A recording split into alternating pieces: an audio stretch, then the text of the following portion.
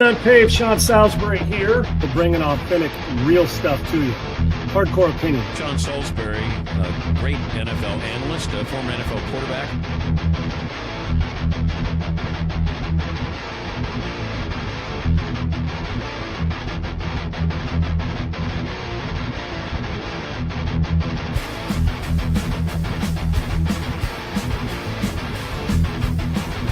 To me, Tom Brady is the GOAT because he's done more with less than any player at that position we've ever had.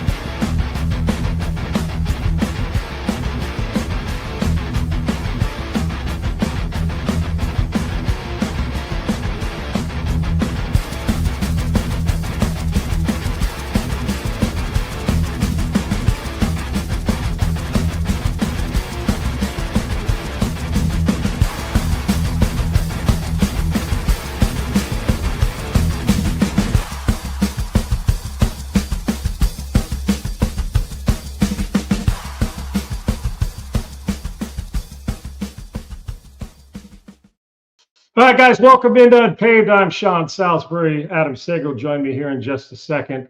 I know you're getting ready for your Valentine's Day stuff. I'm about to tell you during this show why this is not a couple's holiday or a couple's celebration, a sweetheart's day. It's not.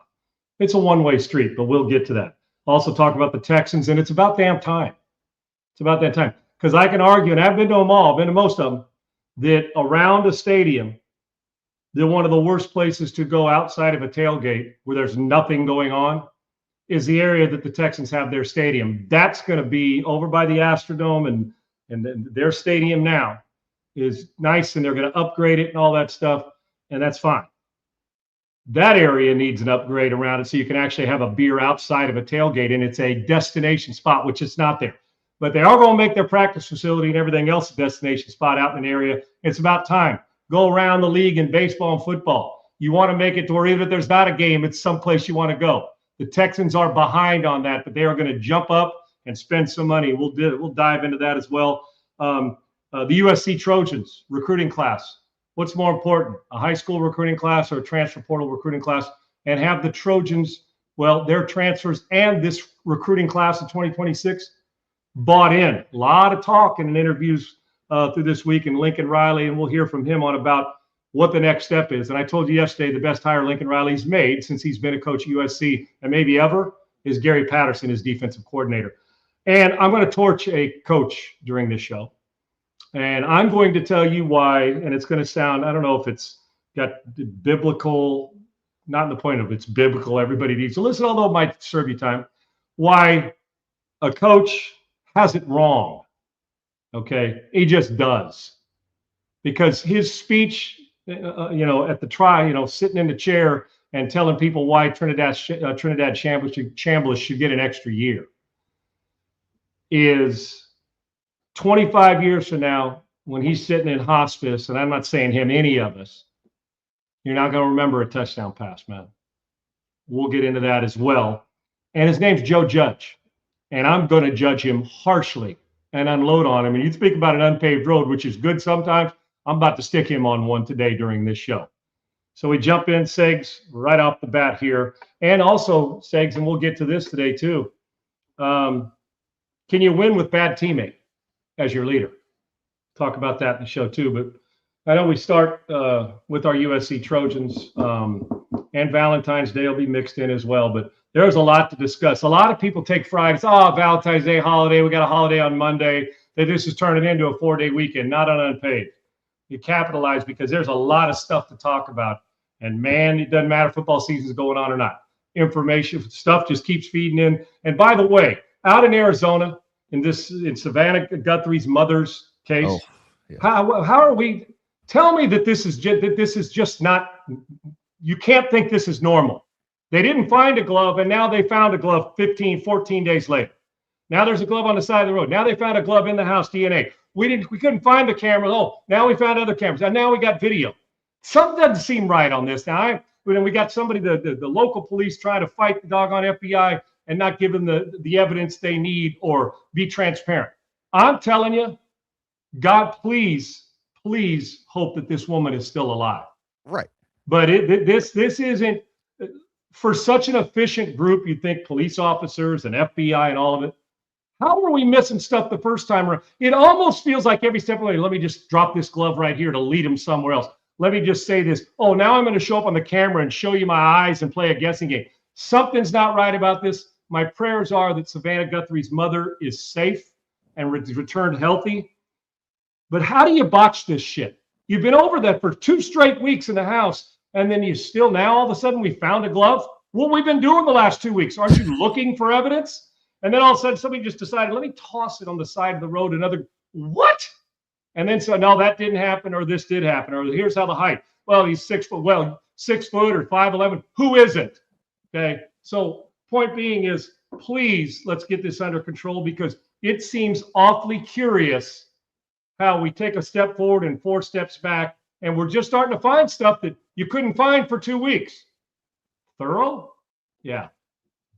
Prayers for Savannah Guthrie's mother, and I can't fathom for that family what they're going through. But I don't, this doesn't feel to me, this is too familiar for the person who knew the house, Segs. I'm just telling you.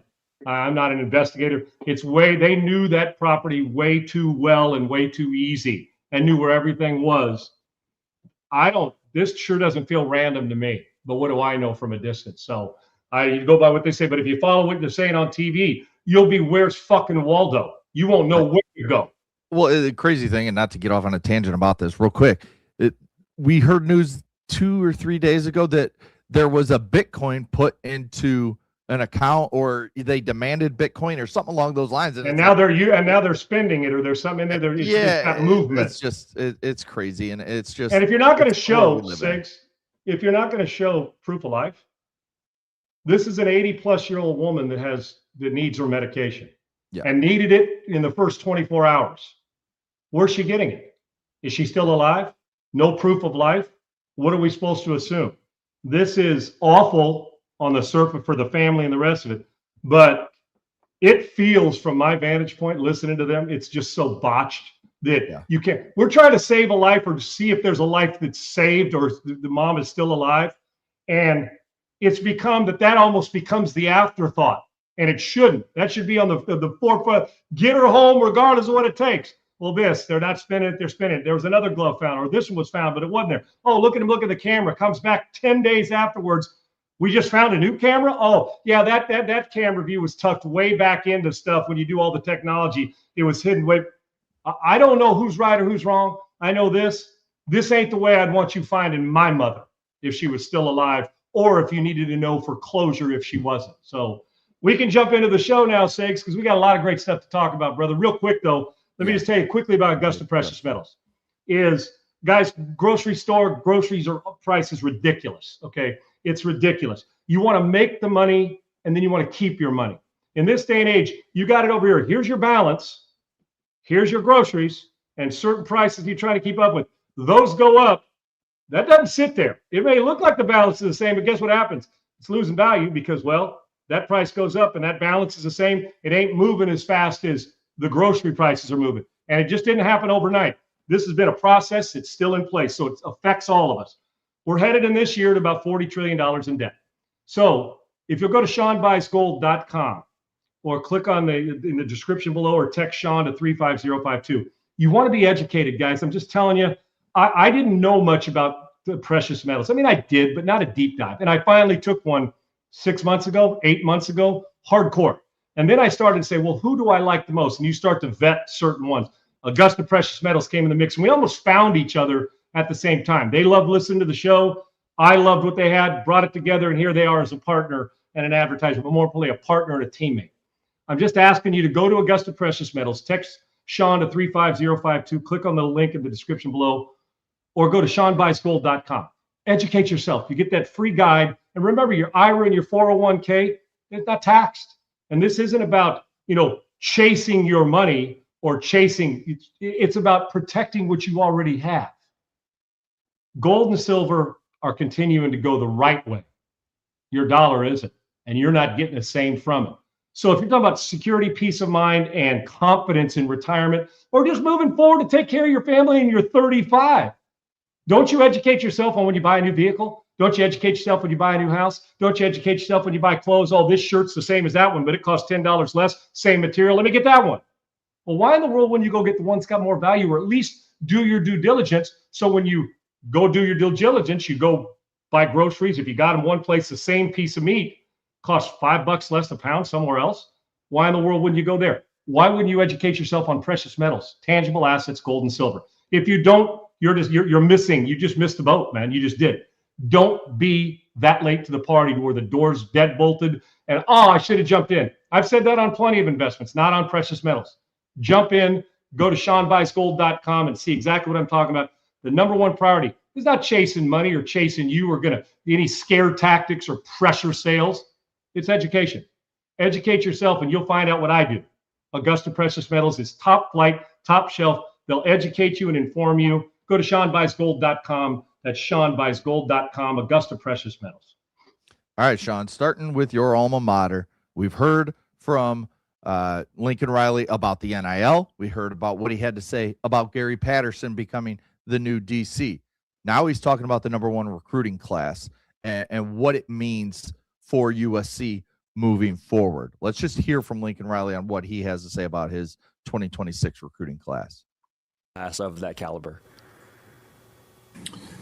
Well, I think it's another example of what's been happening here over the last, 3+ years. I think it's an example of, what we're building. It's an example of, these people all believing in, this vision, believing in the direction of USC football. And to see that many guys, whether it be obviously so much of the class was centered here in Southern California. We obviously were able to go get some guys outside of our state lines at a few of the key positions that we think are going to, be great Trojans as well. I think it adds a lot of validity to what you're doing. And then I think the added benefit for us is, such a high percentage of these guys, over 30 of them are here for spring ball. And so I think the ability to not just recruit and sign these guys, but to get them here, to develop them and get these guys ready to contribute to this football program and this football team right now was really important to us, and I think it's very key going forward. And so it's a heck of a group. There's a lot of talent, and again, one thing I've constantly told people about this group that haven't been around these, they do it here. They want to do it for USC. They want to win championships here. They want to do it together. And that was really the main thing that drove this class as it started coming together. And so, when you got a group of guys like that and then you're putting them into a team that already has a lot of people that think that way and has a good culture and understanding about it in terms of the history of this place and the opportunity we have here, you like how that sounds, right? It makes a lot of sense. And now we got to bring those two groups together. Your reaction to that? I'm 100% with him. I think any program, buy-in's my number one thing, Segs. I say it all the time. Buy-in meaning buy-in with recruits. Buy-in to where your 1 5-star guy's helping you recruit after he commits to go get other guys into the program. But like anything else, there will be turnover. There'll be guys who are disappointed to leave. The key is when you keep those core players. I'm now looking less, Segs. It's impressive. Well, every year we like to rank recruiting classes. It's become less important. I'm serious than being number one in the portal. It's not for me, but that's just what the metrics and national championships. Well, last 4 quarterbacks have all been Segs in the national championship transfers of some sort. Correct? Am I right? Last year, yeah. Besides right? McCarthy. There you go. Right. Yeah. Exactly. So. I'm talking about the last 2 years in the national title game. Years, yes. Yeah, yep. So you'll see it again this year. Indiana's got a transfer, Texas Tech's got a transfer, LSU's got 2 of them, Oregon's keeping their guy. I mean, you see it all over the place. But my point is, you've got to start somewhere, and getting the number one class in the country speaks to getting more. It's a great optic. But the key is, are the people scouting them and the people evaluating, do they do it right to validate the number one class, or is it just recruiting service? If you've done it right, yes. And I love seeing that. Now, underneath it, you're going to have to say, well, we're the number one recruiting class in the portal, too. Did we get this guy to help? And at least that's the value as far as winning a championship. Because it's so hard now, Segs, to get a group. When I was playing, you got a group, and 90% of them stayed for 4 years or 5 years if they redshirted and moved on. That has changed, obviously. So I think Lincoln's right. But with that being the number one recruiting classes, not only get them there, like money, it's not what you make, it's what you keep. And it's what value and the ability to develop these guys to get them continue to believe and would go on national TV, got a chance to be in a playoff and win a national title every year. The guy sitting next to me is my guy. I'm not going anywhere. I'm going to see this through. All the culture, as Lincoln mentioned, and the rest of it. But you also have to, we got to bring the number one class of high school and the portal. This is for anybody that's in this position. And me as a Trojan, I love it. But that's more for, oh, it looks great. We have the number one class in the country. But guess when that ends, Segs? And I like that 30+% are coming to spring ball that are coming in and graduating early and getting themselves started and want to be a part of it and immerse themselves into it. But you got to keep them immersed and keeping them immersed with great coaching, great development, so that guy loses the job, because somebody's going to lose their job in spring practice. You got to make sure that number one class stays that number one class, because if in 4 months, 3 of them leave because they got beat out after spring ball, you're no longer the number one class. So I get what he's saying. He's always got to think glass half full. So I'm also, whether I may not love the way the portal operates, I love the experience you get from it, and people are leaning into that. So I think he's right. But the whole thing for me is buy-in, and now you got buy-in. The coaches now have to know that the players know that the coaches have bought into them and are going to develop them to give them the best chance to be successful. This is huge, though, but this shouldn't be a surprise. I should be seeing them in the top 3 every year. Plenty of money, private school in Los Angeles, a lot of NIL, and you got a chance to win every year. What's not to like about that? So now you got them, keep them and develop them.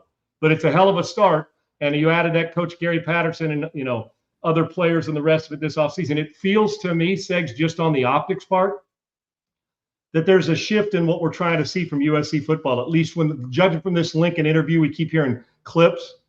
And I like it. And I know former players, listen, the one thing that the former players that went to USC, and I'm just telling you this damn near to a man, dominate the line of scrimmage and get back to when you walk into our building. It's not a finesse fight, a pillow fight. It's a physical ass whooping. That's when Saban was played Alabama, they physically just whooped your ass. Michigan, when they won the national title. When I was there, we knew we were better than everybody and we were going to beat you. Now, if we turn it over that, you lose it. But the physical, there's something prideful and historic at SC. And quite frankly, Segs, it's weaved into the DNA of alumni. I'm just telling you, and former players. This is how we win. Now, you got to adapt and adjust. We throw it more than we've ever thrown it. But you can't lose what really wins championships. Great defense, solid at the point of attack and dominating the line of scrimmage. And then if you have Carson Palmer, Sam Darnold, Maeva, one of those guys, well, God bless you. You should – now, saying this, I want to hear one excuse from an alumni, from anybody. You're the number one class in the country. You were a good team last year. You got your starting quarterback coming back. I don't want to hear one damn thing about, but we didn't get this. And you hired as good a defensive coordinator as you could have hired this offseason. Now the excuse will shift to your program. Fuck around and find out, and people will lose their job. I trust that Lincoln's got this. And I think Lincoln has had a shift he knows he grew up in a fast finesse time. He just does. That's been his approach. But I know deep down he knows that the way to win is to do that. So what do you got to do if you've been labeled that? Step outside your own box, but also hire people that bring that back. And that's exactly who Gary Patterson is. I like where Lincoln's headed with this. I trust it.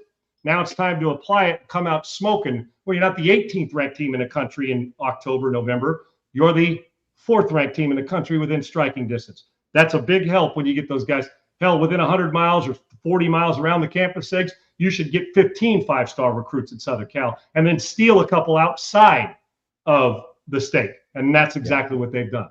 Yeah. I mean, I get Lincoln Riley has to, prop up his number one class and talk about all the stuff he hears. But I mean, when he says, oh, they all want to play together and they want to win championships here and all this stuff, kids nowadays just tell you what you want to hear so they can get the money just they like want. Coaches do. Yeah. Yes. And so it's just like, okay, fine. You can say whatever you want. And of course, you're going to talk good about USC football and the number one recruiting class. But it's like, you can, like you said, show me these recruits in 3 years that 80% of them are still in your program and they're helping you along to a national title or a national title appearance and so on.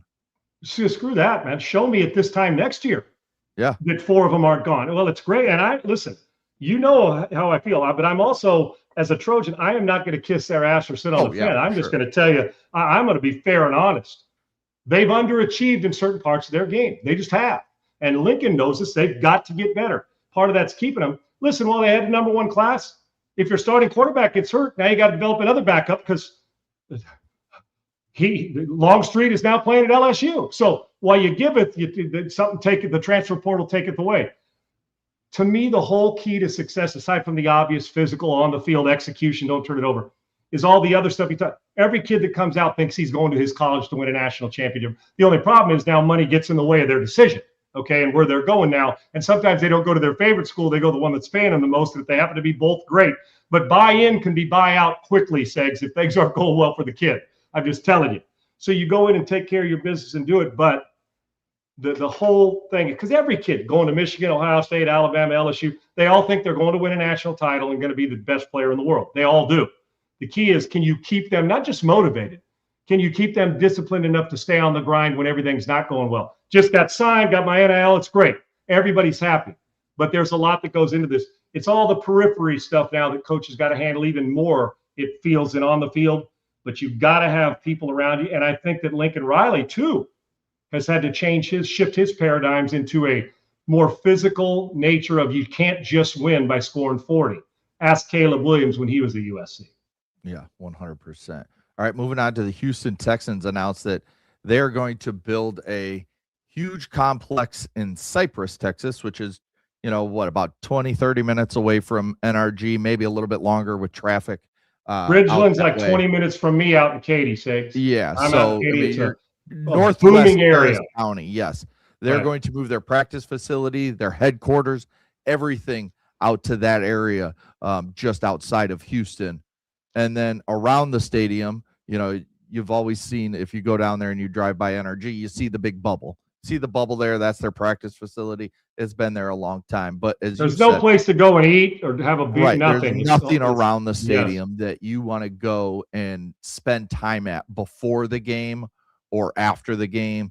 And the game's not even being played, Sakes, to go have a steak or a beer somewhere. Yeah. It doesn't exist there. It's not good. Yeah. So, but what do you think, first off, of the Texans basically building a huge headquarters for the organization out in Cypress, Bridgeland area, and building a new practice facility alongside it? Both needed. They need an upgrade to their stadium, which has obviously been talked about, a little retrofit of getting, adding some stuff, updated. It's amazing. You could have one for 10, 15 years, Segs. They become outdated in a hurry, right? At some point, Segs, for just game day experience, they're going to have to do what they do in St. Louis with the baseball team in Atlanta. What Mr. Crane's doing around the ballpark where the Astros play, because that was another one that was it wasn't a great pre-gaming type of thing.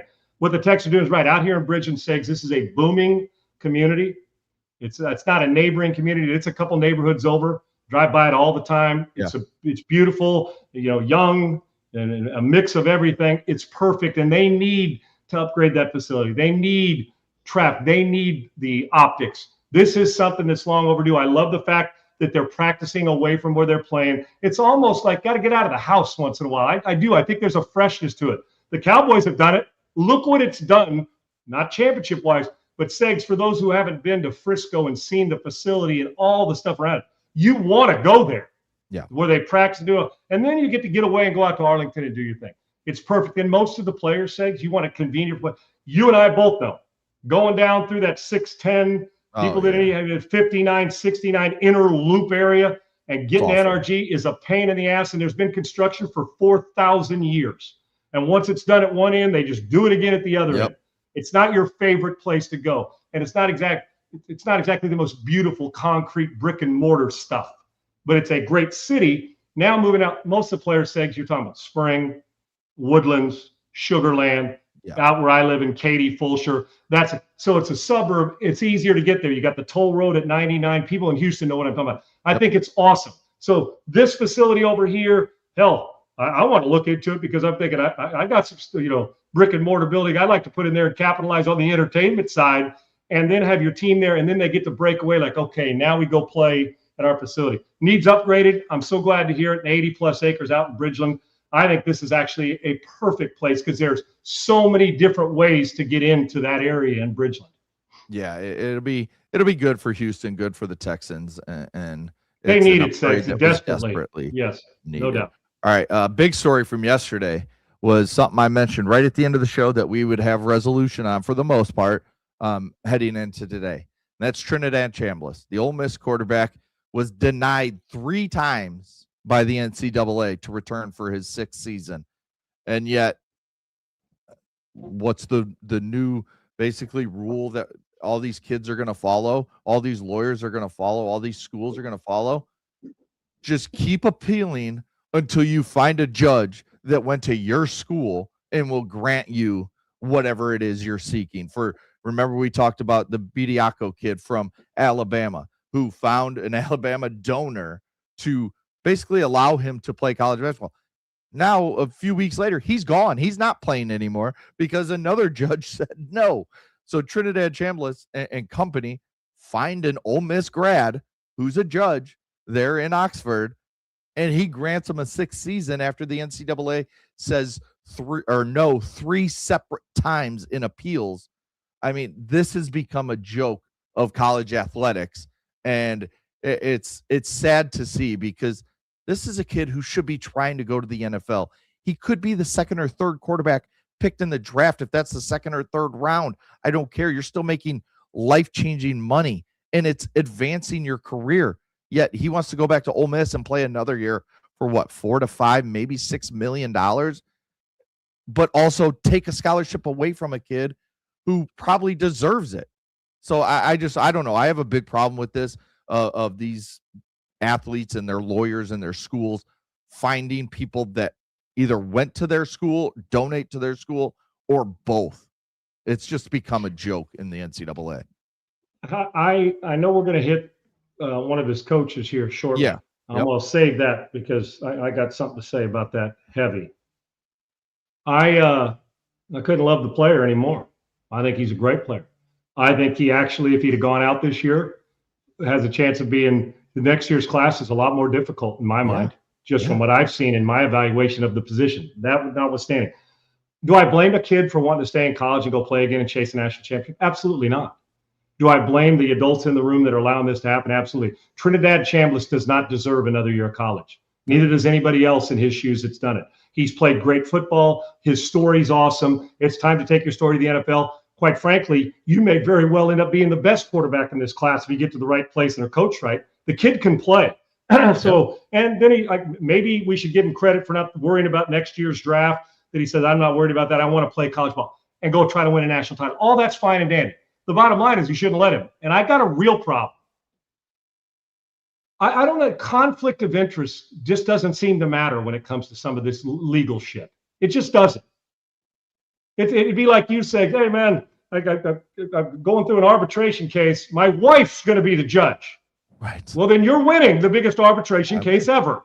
Okay, so I just, to me, it's baffling to me that, well, sakes, if I'm a USC judge and he was going to the Trojans and wanted to play a 6th year there, well, what do you think? What do you I mean? We say, well, no, it's all about morals and values, and they'll do the right thing by the law. Fuck you. How many did I see it all happen? There's more corrupt judges than there is corrupt drug dealers at times, it feels like to me. So save that. And I'm not putting an umbrella over all judges or lawyers or anything like that. But I am telling you, there feels like there's more of them than there isn't at times, and it's corrupt when money's involved. I mean, I don't even know who's telling the truth and who isn't. I just know this. To prevent this, we talk about this on the committee. You should not be able to be the athletic director at USC or Michigan or Ohio State and be on the 13 people that decide who's going to the playoff and who's going to number 1 seed. You just shouldn't. There's plenty of bodies to go around. Matter of fact, a lot of the people, the able-bodied people, aren't the ones you want being the ones making decisions any damn way. Right. So that's one. But these decisions that you put a guy, well, of course he's going to have denied. Now he gets to play. And why? Because you're always going to, and don't tell me this isn't playing favorites. We all love Trinidad Chambliss's game. He does not deserve a 6 year of eligibility. Well, a judge gave him one. I don't really give a shit what the judge gave him. He was denied a bunch of other times. So you tell me, majority ruled that one. And what if the NCAA just keep appealing for fatigue? Yeah, of course. The NCAA, like they did with Charles Bediako. I mean, why don't they just go back and go to a different judge and say, hey, here's our case, and they, we have another hearing. Shouldn't they recuse themselves from this? So shouldn't you not be allowed because of a conflict of interest to try and judge, to judge a case in a lawsuit or an opportunity to get back or whatever it is when you have a vested interest involved? It bothers me, man. It's insane. It doesn't. Now I'm going to watch the kid and I hope he kicks ass. I mean, he's trying to stretch the limits of what it takes to go back to Ole Miss. And if I'm Ole Miss's coach, I want his ass back too. Right. Well, yeah. But the bottom line is another kid now misses a scholarship. Trinidad Chambliss has an opportunity to go to the NFL. The what ifs. Okay, Segs, I don't wish this on him because I watched him and he did his story's awesome. Blows out his ankle in game 2. Is he going to get another year? Why not? Probably. What wouldn't you go for it? Well, yeah. I mean, we allow guys to redshirt. He doesn't have a red shirt, but we allow guys to redshirt after 9 games. You play 9 games, and what was it? Unanimous. The coaches said, "Yeah, give him 9 games and then let him redshirt." What? So this doesn't surprise me that this happened, and I'll root for the kid while he's there. It's not the kid's fault. I'd go for it too if he felt like it. I just know from my evaluation, he's got a better chance of being drafted higher in this one, just with the class itself, and it's time for him to move on. He should be playing in the NFL. He should not be allowed to go back. I want him to do an interview to tell me why. Tell me why he's not going to the NFL. What does he think he needs to go back to Ole Miss for a year? I mean, I don't know. I guess I'm missing it because a lot of times when we talk about this type of stuff, it's kids that like that 9th-year Montana State quarterback we just talked about the other day ago. He's getting a 9th year. He's like 26 already. I mean, those kids are taking scholarships away too, but it's not a kid that just seems like someone that just wants to keep playing football and knows he ain't going to the NFL. Whereas Trinidad Chambliss, like we said, could be a 2nd or 3rd round pick this season, and yet he's choosing to go back for whatever reason it is. I just want to hear from Chambliss before I say, does he not feel that he's ready? Is he afraid to make the step? I'm not saying he doesn't play like he's scared, but it feels right. So, I mean, and now, okay, he's 23. He'll turn 24 in August, right before the season starts. And now you're going to enter the NFL as a 25-year-old rookie. How often does that work out? Basically never. So, and teams are going to look at you and say, I would rather have a Lenora Sellers, or I'd rather have, kids in the draft next year if Hoover goes to Indiana and has a great season because he's younger. So I don't understand this from his aspect. I don't understand it from the NCAA's. Well, I mean, actually the NCAA's done right and denied him 3 times. It's just the process of how we get here. Right. There needs to be a change made. Yeah. Segs, here's the thing. I don't know. I mean, I know you could sue anybody for anything. Yeah. For looking at you wrong when you walk across the street or not using pronouns. Yeah, fuck your pronouns. Anyway, you know what I'm saying? You can sue them for anything. In this case, is there any way anybody who knows the law that you can just say, I know you could throw stuff out of court. Is there any way to say, we're not even going to hear this because the NCAA law says you got 5 years to play for, dude. It's just the way it works. But if you're Trinidad Chambliss and you stare at the guy in Montana now, it's got 9 years. Why wouldn't you fight it if you thought you wanted to just like the college lifestyle and need to get your game right? The bottom line is we shouldn't be worried about the kid if his game's right.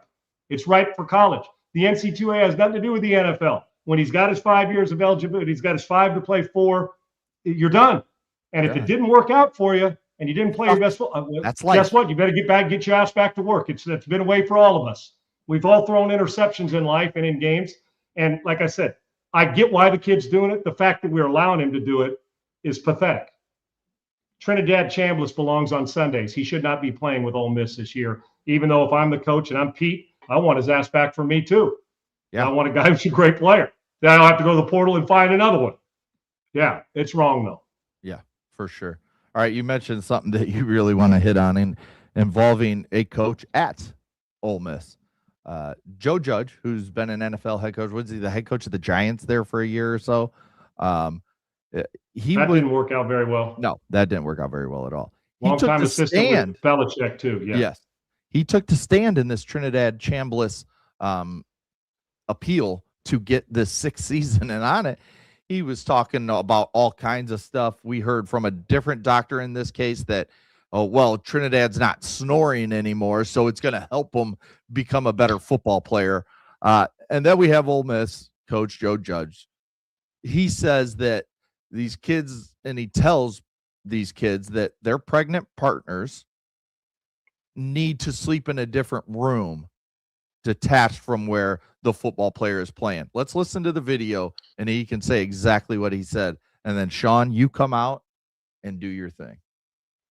But we would have to educate. This is always a tough conversation to have. And it's not going to be a popular thing. This is the truth. We would have to educate significant others who may have been pregnant during the season or going to have a baby during the season. And you have to educate them on, you have this baby in the middle of the season. That father has to play good football, right? It's a day-by-day production business. He has to be ready to perform and go out there and play. And when I say that is, you need to let him sleep. He needs to be in another room, detached. You have to explain to the mother, like, hey, listen, he ain't waking up for midnight feedings. After the season, he's full metal jacket. You do whatever you want with him. And he can change every diaper. But in the season, he's got to have a different priority. Now, listen, there's a reason why Joe Judge is no longer a leader of men, dude. And I respect Joe's process of coaching football in New England with Belichick and the Giants. He wasn't very good as a head coach. I respect anybody who's put a lot of time into their job. This ain't it, man. And kids and married parents or married, football players or any sport that's in college and your significant other, when I say married, your pregnant significant other. I'm going to tell you right now, none of us on our deathbed are saying, man, you know what, man, remember that throw I made on 4th and 5 in game 3? Joe couldn't be more wrong. And now you're talking to some, say, yeah, that's his living. You got him. Mama's got to understand. No, mama doesn't have to understand. I can tell you this from my experience. All 3 of my children were born, or my wife at the time was pregnant with all 3 while I was a player. And I don't know where you get it from. Maybe this is a spiritual side of me, because you always say, man, I only got 3 hours sleep last night, because I made it with every kid. I'm just speaking for myself. That season or off season, when the baby cried, I was the one that got up and got him and brought him into the room. First off, I couldn't sleep and I heard him anyway, because that's my child. The most important thing you'll ever do is be good to your woman and be a great parent. Say exactly, if you said, Sean, you remember that touchdown pass you threw against the Colts? Unless you showed it on highlight, we do it on our video. There's another, I would have to go back. I can't remember, but I remember everything I made and everything I missed. My biggest regrets in life are not that I missed a wide open receiver. I missed plenty of them. The big regrets I have, and hopefully there's not many of them, but as a father and during pregnancy, to me, it was the greatest joy, the greatest blessing in life, far more important. And you know what, Segs? I don't know how you get it, but I found more energy in being relevant, present, and being up and helping out any way I could. It's not just the woman's responsibility. It's your sperm, dude. You were the other part of it. And I don't care. During end season, so you're basically saying from August to hopefully the national championship, you should sleep in another room, disengage from a relationship with your child and your significant other, and just let her do all the work. And then during the season, you get to feed the baby. The greatest thing I had when you're holding that child at 6 months, you know what you're thinking? Man, I got to play great tomorrow for you. And by the way, Joe and anybody else who's saying this, I know there's going to be a lot of people who disagree with me, and I don't care. If you've lived it and you went one way, that's between you and your significant other. If you lived it like I did, being a dad first and a significant first, football player second, that doesn't mean there's not enough time to do both. There is. But to encourage you to stay away, you just got to understand. You go to the room, you take care of it. So what happens if the mom just bore the kid? The mom just had the kid. That's 9 months. Anybody who's had a pregnant significant other or watched your daughter or whoever, your kid, when you're going to be a grandparent, go through that, you're like, if you didn't have respect for women, shame on you. But if you didn't have respect for them, you sure got it then. The greatest thing you will ever remember. And I was listening to Mr. Vanderbeek, who's passed away, the actor, in his video. Did he say anything about Emmy Awards and all that? No, you know what he said? The people he loves, being present and thanking them. He didn't talk about one movie set, dude. And it was telling, and it hit me hard. And I made mistakes. There's times you're like, I'm so tired, I got to get up. I can remember being the asshole I was on my third child, my daughter, that my wife at the time said, well, the why am I losing my mind? The time in between that, the babies, you can feel that the baby's about to come. What do they call that? The contractions are getting closer together, Sigs. And, I went to bed that night. It was just after I was exhausted. Now think about this. And I leaned over and said, I can't wait. I'm excited. Just don't let it be tonight. And the good Lord, boom, took a dog outside. Guess when the baby was born? About 2 hours later, my ass was, and I think back and I laugh now, but I think back, you selfish prick. She's got Karen 9 months, and you're sitting there saying, I need another hour of sleep. Get your ass up and go. But by the third one, you're like, oh, we'll get this done. It's like, you remember that somebody's carrying a 10-pound child or an 8-pound baby that's 22 inches. So, nah, man, Joe Judge has got this wrong. There is enough energy. The Lord finds a way to make it work. And if you don't believe in God, then you got to understand, you better just find it. That doesn't mean you do that and then drink till 2 a.m. because you can't sleep. It's a team effort. That child and the memories and the regrets you'll have by not being there are far more important than any game Ole Miss is going to play. Joe Judge trying to protect his ass because he wants to win games. To me, you might as well, all your stuff's going to be on the lawn. Try to throw that on your significant other. Hey, baby, I'm going to stay in here for 7 months. You got the baby all yourself. And those are some of the best bonding years of your friggin' life. Basically, Joe George is telling you that you can't be a good player unless you sleep in your own and get that sleep by yourself. That's bullshit. It's a flat-ass lie, number one. Number two is he's also saying that that 4 panels and 8 laces you find in a football is more important than your child. The hardest things you'll ever do in life is seeing friends, family, or go through struggle or go through it. You feel it. And you never quit being a parent. I can overcome throwing an interception. I can't overcome being a shitty-ass parent and a shitty-ass significant other while it's being born. I would argue that you immerse yourself into it more. You will find the energy. Adrenaline's an amazing thing. You should be teaching that, Joe. This is a horrible message. While the message is true, he needs to get rest. Find another way to get it. And you just got to build it in, just like you do in a game, Segs. Wow, man, I thought they were going to blitz the whole game. No, dude, they played zone. What do? You adjust. I only got 4 hours sleep last night. And you better take an extra shot of coffee then and get out there and play your ass off. It's a poor excuse. And anybody that's living by that will run into more roadblocks in life they wouldn't. Your kid and your significant other deserve you to be present from day one. And if that means feeding them in the middle of the night with a bottle, get your ass up, throw it in the microwave, warm it up, and sit there in that rocking chair and rock that baby till it goes back to sleep and get your rest during nap time. You will find the energy. The good Lord works in some amazing ways. I had more energy with less sleep when I was playing than I did after it. When I hear the baby, I'm going to stay over here. And what kind of heel do you got to be while your significant other just went 9 months of an ass whooping from a child, moving around, and hopefully there's no complications during the pregnancy. And you basically just said, nah, my teammates need me more than you do. That's what he's saying. Yeah. You can be both. You can be successful at both. But I can tell you this, your biggest regrets in life, I'm sitting here older than most, that my biggest regrets in life have zero to do with my career, meaning football career, throwing in it, because I still was able to prepare. I got plenty of rest. I'll sleep in the off season. My biggest regrets in life saying, oh man, I had to come home an hour late because I was studying tape and I had to miss the first 2 innings. My priority, it didn't matter. If I had to sacrifice something to make sure my kids and my significant other had, and wife at the time, had the opportunity to gel and us bond together, it meant more to me than anything. And I always think about, ask yourself the same question 30 years from now. Will you be talking about touchdown passes, money, or money gets spent?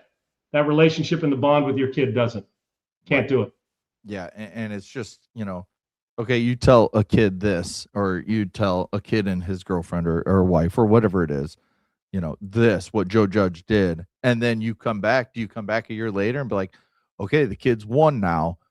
He can't be going to this or that. He can't be going to doctor's appointments. If the kid's sick, he can't, do this or that. If the kid's sick or has, if the kid's a little bit older, has a preschool choir thing or, where they sing. It needs you present. Yes. Yes. So, he's basically just trying to tell everybody that football is more important than anything else. Anything else. anything. Because if there's something more important than your faith in God and your significant other and your kids and your dogs, I haven't seen it, Segs. No. I'm just sorry. That doesn't mean you're not dedicated to your craft. Right. That means, so you're telling me an actor, Denzel Washington, can't win an award if he was lacking a little sleep the night before because he studied his script, but his wife's going to have their first or second or third or fourth child, whatever it is, and he's going to say, no, I can't be around you. I'm studying the script. You stay in your own room. I'll stay in mine. Quickest way, not only, now all that money you made by football, now you're losing half of it if you want to be that selfish. It's going to go away because you're going to be gone. But in the real world, just forget the money and forget all that. You want to cash a check? The greatest check and deposit you'll ever make is the time you spend with your kids and the time you spend nurturing with your significant other and your kids. And the other part of it is, don't be riding bareback if you don't want to. If you don't want to be there that's exactly right. Well, it was an accident. No, it's not. Then I'll go Joe Judge one better. How about abstain during the season or abstain so you don't have the baby during the season? That you time it out to where, I'll get pregnant during the season, and then in the off season the baby will come and boom, we'll be good to go. Right. Then plan it out if you're going to be if that's the way you're thinking. You want to be fresh during the football season and you've got to get 8 hours of sleep. Then I suggest you do one thing: make sure that you are practicing that rhythm thing where you can have when she's ovulating. I feel to sound like a fucking doctor, don't I? You ovulating, I'm not your gyno, but I can tell you what, I've had kids, so I know what it takes. If you can't do the time, then you better find a way to double wrap it or time it to where that baby's born in the off season. Then you get to do both, Joe. Right. For those of us, 2 of my kids were born in September and 1 in May. Guess what? Didn't matter.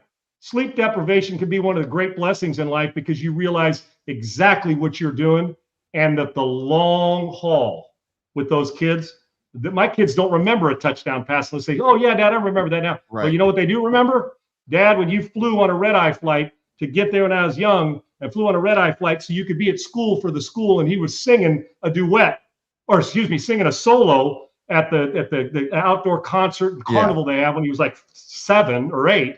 And I'm like, I couldn't have missed that. But you know what? If I'm 5 minutes late for a meeting because my flight was late because my kid had something to do, I'm willing to take that wrath. I'm not willing to lose my kid for a life because I wasn't present or cost my significant other a bad experience because I decided football was more important. It's not. Well, if you are a male who took this video and sent it to your significant other that's maybe pregnant, or you have kids and you said like, hey, see, like I need my rest, then tomorrow is probably not going to be a great day for you with Valentine's Day. And you brought it up yesterday. Well, you should never celebrate Valentine's Day at all if you think it's a sweetheart's holiday and you were the one that wasn't present during pregnancy or when the baby was born. So does that mean, say, during pregnancy because the wife's moving around a lot? I'm not even talking about when it's born. What about during, or the significant other, that the wife's having trouble sleeping at night, moving around and up, going to the restroom all the time because the pressure, you should be in there and you're waking up. So basically you're saying for 2 straight years, she's on and her 1 own. and 2-year-olds are tougher than a newborn. Trust me. Yes. So you're just saying for 2 or 3 years, just disappear. Just at nighttime, it's just disappear. Right. No, Joe, this is worse than Ryan Clark. Not Ryan Clark. Who was it that told you to?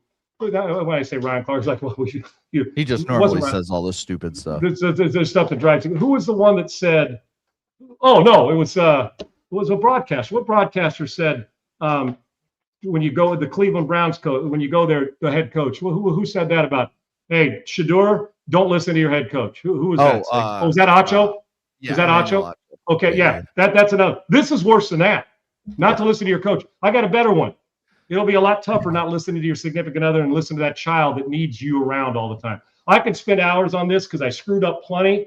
I like to think I didn't screw up much in that, but I can tell you this, we screw up all the time. My biggest regrets have 0 to do with throwing a football. 0. And I was passionate and dedicated my life. Football's given me everything, but you know what's given me more? My kids. Yes. No doubt. All right. Valentine's Day. You wanted to ask the question yesterday. Underrated, overrated, or properly rated? Overrated by women. Underrated by overrated. It's overrated in my mind. I think women probably think, well, it's properly rated when we're together because it's a good holiday. Yeah. I'm going to go one step further. This is not a sweetheart's holiday. It's a holiday for women. Yeah. Let me ask you this, Sakes. Honest to God truth. No bullshit me now. How many years you been married now? 15. You almost forgot that too, dude. I had to think if I was 15 or 16. And you know what the shitty part is about that? I got married in 2010, so it should be easy. Oh yeah, it's easy to do the math, right? Easy to do it's an even year number, right? Yeah. And Sags, you probably, I mean, I know you needed your sleep, so you just said, "Hey, Mama, you take care of that." That would have flown well. Made her take care of everything. Yeah, exactly. You see, look, you're coaching your taxi cab service, coaching all your kids, and it's the greatest thing in the world. Right. Hell, it's tougher to do it now with your kids than it was when you were raising them. You get less rest now. So busy. Right. All right. So 15 years. I want you to be honest now. This isn't disrespect because you may have got something good. I'm sitting here thinking, man, I know I got something along the way. I don't care about gifts for me. I just don't. What do you remember what you got for Valentine's Day and any of them if you got a gift other than a good meal, or name me one gift that you remember getting? I don't at all. Cards. I'm with you. Now, you know, the flowers, the obligatory. I would argue that getting somebody flowers in mid-March is probably more impressive than doing it on Valentine's Day. Agreed. For your pocketbook, number one, because they're going to charge you $18 more for a rose. But more importantly, it's so cliche. Everybody's doing it. Do it when nobody's doing it. But the other side of it, this is, and I'm not saying that every woman, it's just their holiday. But from my vantage point, it is important. And it's important that we celebrate that we look after the gals more than they look at. I don't care if you get me a card. They're nice. I don't care if you give me a gift or I like some ice cream cake or that's all great. The meal. But this going out and shopping for gifts like you do a birthday or this, and it's February 14th, to me, overrated. I don't need it to profess my love to a significant other. And they sure as hell don't need to do it with me. I forget that it's tomorrow. I forget that it's tomorrow. Well, I won't even spend it with my wife because she's going to be in Iowa with my daughter at a volleyball tournament. How dare you? Boys with baseball. So there you go. Happens. So to me, don't you think it's a female holiday? I'm not saying they're pining, but in truth, it's not a sweetheart's holiday. You'll make your significant other more than likely in most relations a lot happier. She's a lot happier when you recognize it than I am if you give me a gift. I do it for the significant other. I don't do it because I want a gift. To me, I can take you out to dinner on a Thursday. I can take you out to dinner on a Saturday. I can take you out February 14th. To me, it reeks a little bit of New Year's Eve. Kind of overrated. It's a little bit of amateur hour. Yeah. Well, you don't recognize. Yes, flowers and smell, all that good stuff. I get it. But to me, it happens to fall. We're just looking for another holiday. It doesn't mean you don't treat your girl right all the time. It's a make-up call for some that need it because they screwed up the other 11 or 12 months. But to me, it is a female holiday. It's not a male holiday. And you can't talk me off that ledge, ever. I'll recognize it for them, but I don't do it for me. Two things. Joe Judge would tell you to ignore your wife or significant other because you got stuff to do. Might be a little better in that call than it did when practicing, but there you go. And then next year, it's going to be a down year for Valentine's Day.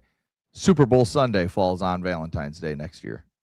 Well, now here's what's more important: watching the Super Bowl or being out to dinner on that. What if you had a significant other said, "No football. This is my day." Yeah, you're not watching my day. We're going out to dinner at 5:35 on Sunday. You take whatever wrath she'll give you. And you watch. Agreed. You go to the doghouse for a month, even if I agree. That's the one where you say, "Sorry, I'm taking the game is more important than Valentine's Day." It's like don't schedule Valentine's Day on Monday, Final Four weekend when your national championship game. Yeah. You schedule it the day before or after, or it's a lunch. I'm with you. No, it doesn't have anything to do with your less romantic. It's just to me, we just plunged. We crowbarred Valentine's Day in, so females had that post-Christmas thing. And I'm not saying they're all pining for it, that that's the only reason they love you. I'm just saying this is a female holiday. It doesn't mean squat to me. The only reason you do it is to please your significant other. But there are things that would jump in, like the Super Bowl Sunday, Segs, that if you had a dinner scheduled, you say, oh my gosh, it falls on February 14th, the dinner will have to suffer. You're watching football. Right. Exactly. Exactly. All right, before we get out of here, a couple more things. Chris Paul has just retired from the NBA. He was released by the Toronto Raptors, I think was his last place that he was. So he has retired. Good career. Will always be known as one of the best to never win a title, along with Barkley and Malone and Stockton and those guys. But long Patrick spent Ewing a lot was of, in there too, right? Yep, Six. Patrick Ewing was Ewing, part of that yep. too. Yep, and a lot of those were because of Michael Jordan. But hey, I digress. Chris Paul had a good run. Started with the Hornets or whatever they were down in New Orleans at the time, and then got shipped to the Clippers, or was it vice versa? I don't even remember. Dude, don't try to do the timeline because you'll screw yourself up, bud. I just talked myself out of it. Was actually the other way, Clippers to New Orleans, but I think it was. And then there was Houston was in there for a while. Then I think he had a run with the Suns in there. He's played for like 9 teams, so I don't know. I don't care. I think Chris Paul, while really good, is, speaking of the game we just played with Valentine's Day, is an overrated player when it comes to NBA history. I wouldn't put him in my top 5 point guards. No, me neither. And I think there's plenty of people in the basketball or sports media world that would have him in their top 5. And I think, okay, Stockton or Chris Paul? Stockton. Steph Curry or Chris Paul? Steph. Magic Johnson or Chris Paul? No question, Magic. Pete Maravich or Chris Paul? Pete Maravich. Oscar Robertson or Chris Paul? There's 5 already. Yep, there's 5. Listen, I think he's That's a really just off the top of our head, not even thinking. He's a Hall of Famer. There's no arguing there. It's basketball. But he'd be a Hall of Famer in a tough environment. Yes. You know what it is? I mean, think about numbers, guys that put up big numbers in other sports segs but never won a championship. Right. That's what he is. And unfortunately, his best performances weren't in some of those biggest moments, although he's played well in big moments. I'm talking about to win it. He and Harden also. Harden's going to be labeled that when he's done. Yeah. Great player, didn't win a title, right? You know who I'd compare Chris Paul to real fast? Phillip Rivers. I was just going to say, all those numbers. Yeah. Never labeled a good leader. Got close a few times, but not really that close. And who's better? Russ Westbrook, Chris Paul. Better career. Oh, Russ. Well, they're 6. Yep. They're 6. I think of Russ. Okay, so you start naming them. Like I said, Chris Paul's a Hall of Famer and a really good player. Yeah. And it's probably his time to retire. I mean, he's moving around a little bit, and he's had a phenomenal career. I can see him being in a front office somewhere for some team or broadcasting, whatever he wants to do if he does. But I don't think he's a top 25 player of all time. No. I would never put him in that list. I might even have trouble throwing him into the top 50, and that may be blasphemous to say, but I'm talking about in all positions. Top 50. I think he's a really good player. It didn't move my needle very much, but he's had a hell of a career, and he deserves the Hall of Fame. Yeah. Kevin Johnson was thrown in there by a couple. KJ was a hell of a player. I would say that Paul's career was better, but in one moment, hell, you might take KJ. I've watched him dominate and dunk on big fellas. So to me, we haven't get in the Hall of Fame, but he's okay. We haven't mentioned any random basketball players today, like we were trying to do now. I got one for you. Granville Waiters. Waiters. Okay. All right. I was going to throw out a big Will Purdue. Segs, I'm so glad you said that. And he's a fun, good dude, too. Oh, I was going to say, when is Segs going to come up with a big white center who gets, you got a lot of them in Chicago, from Tom Boerwinkle to Luke Longley to, you just named your guy, big Will Purdue. Dollar Bill Weddington. Yeah. You got them all. Matter of fact, you keep going. Big white centers for 100, Alex. All of them are in Chicago. Yep. Well, let's just draft Frank Kaminsky and the big country. I mean, every big white guy, I don't want to say stiff because they had good careers, but not exactly the most athletic guys. Yeah, right? They were moving very well. You could go through them, and I love them, and all great dudes, but we could put an all big white guy center position just on your Chicago Bulls alone. Oh. I like it. A good call by you, big Will Purdue. I like it. But Chris Paul, good player. He doesn't move my needle as maybe in the second 5 point guards of all time, but he's not in the first 5 or 6 or 7, in my opinion. All right, let's end the show on our 6-pack of picks as we do every single Friday. College basketball. He's no Nate Tiny Archibald. No, okay, nobody is. Who is a Nate Tiny Archibald? Thank you. Nobody. All right, let's start tonight. We got Michigan State, a 2.5-point favorite over Wisconsin, 147.5. What do you got? I'm going Michigan where I'm State. going. I think that, they coming off that loss not too long ago. They lost to Michigan the week before. Jeremy Fears is really damn good. Kind of a dirty player, but I think Michigan State comes out and travels to Wisconsin. I think it'll be close. I think it's inside 5, and Wisconsin will have a chance, but I'll take Michigan State and the under. Segs, the last couple possessions game for me. You took it right out of my mind. I got Michigan State. This is a 3.5 point, a 3-pointer game, and I would take the under as well. You can expect physical. Probably won't be overly pretty. No, it'll be ugly. But give me Michigan State by a 3-pointer. All right, and then we got number 20 Clemson traveling to Cameron to take on number 4 Duke. Duke an 11.5-point favorite. 133.5 line, low line. Both these teams play really good defense, especially for a double-digit favorite, say, right at home. Yes. Right. So give me Duke. I think Duke's clearly the better team. Coming off the loss to North Carolina recently, need to kind of get back going. I think Boozer has a monster game. Give me Duke by more than 11.5 and give me the over. Yeah, maybe over close, because I feel like this is a 74-60 type game, Sig, somewhere in that range. What is that? 70-60s, what, 130? 130. 134. That would take the over. I'm leaning towards the over, but my main one here, I would not take the points number. I think that Duke puts it on them. I think it's a double-digit win. I'd take Duke and lay the points.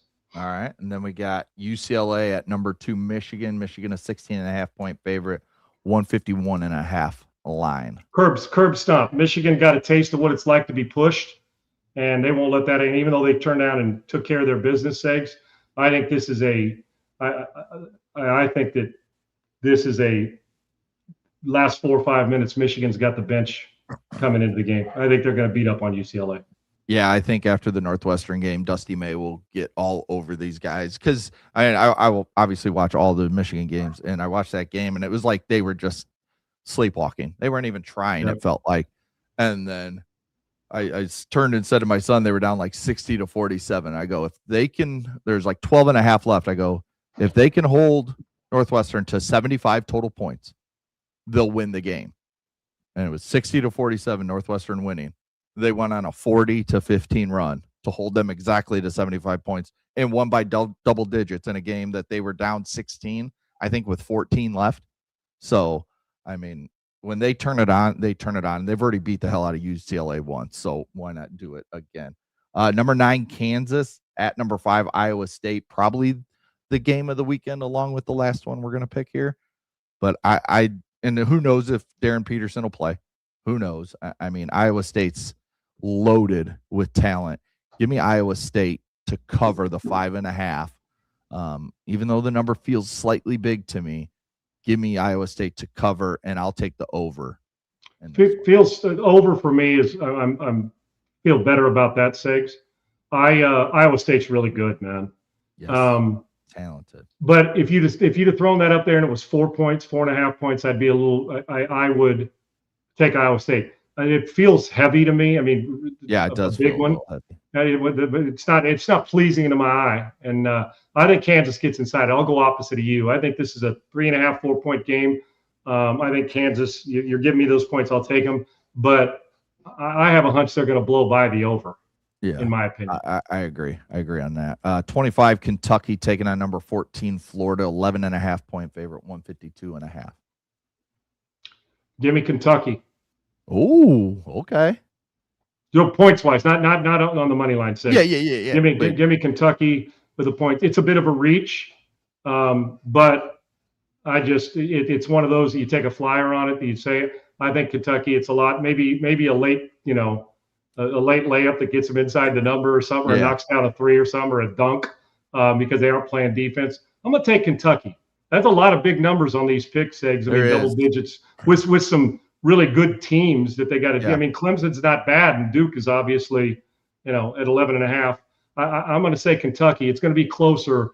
It feels good rival feel to me. Yeah. Even though it's not there. It's not Louisville and Kentucky, but this has become a good matchup and rivalry. I like Kentucky in the game. Yeah, I'm taking Florida. I think Florida is underrated at 14, and I think Kentucky's overrated at 25. I think it's kind of more the namesake of getting Kentucky Would ranked agree. here at Would 25.